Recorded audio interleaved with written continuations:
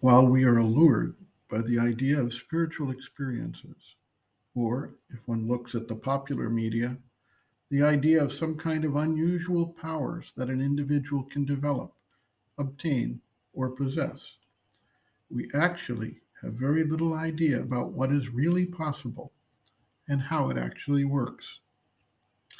Popular entertainment fixates on clairvoyance, or super strength, or in some cases, fantastic powers of sight, hearing, speed, or the ability to fly, communicate with dead souls, or manifest other powers not generally seen within humanity.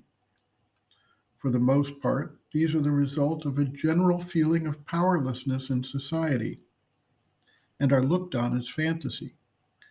Yet, the fixation on these type of powers shows an attraction to the concept that there are potentially enhanced powers of some sort that will accompany the development and evolution of future stages of consciousness.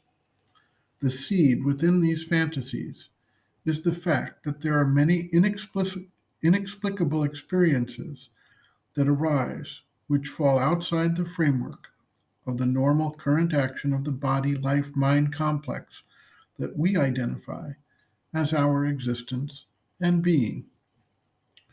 The actual experiences that arise tend to be marked as extraordinary by those who have them and carry with themselves a veracity and reality that cannot be challenged.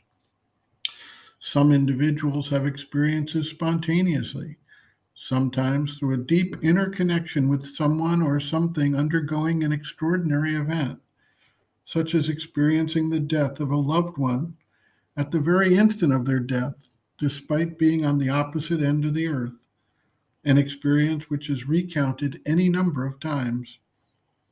Other individuals begin to have experiences that are outside any known context in this lifetime and which change the course of their lives and their focus.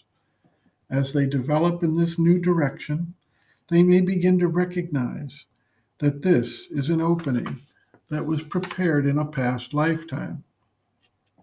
Still others undertake a specific course of action to break through the wall of the external nature in order to experience the wider reality. They then undertake either a vision quest or some kind of spiritual practice, such as pranayam or tratak, which helps them break through the veil of the external nature. Some attempt to do this through use of mind altering drugs, while still others use ecstatic song, prayer, or trance dance as a way to leave the ordinary consciousness behind. A disciple asks, "On what do experiences depend, Mother?" The mother responds, quote, it depends on many things. Some people have experiences quite spontaneously, and it is understood that this depends on their former lives or the way in which they were formed, the forces which presided over the construction of their present physical being, and the influence they came under even before their birth. These people have experiences spontaneously. There are not many of these, but there are some. There are others for whom it is the result of a very sustained effort.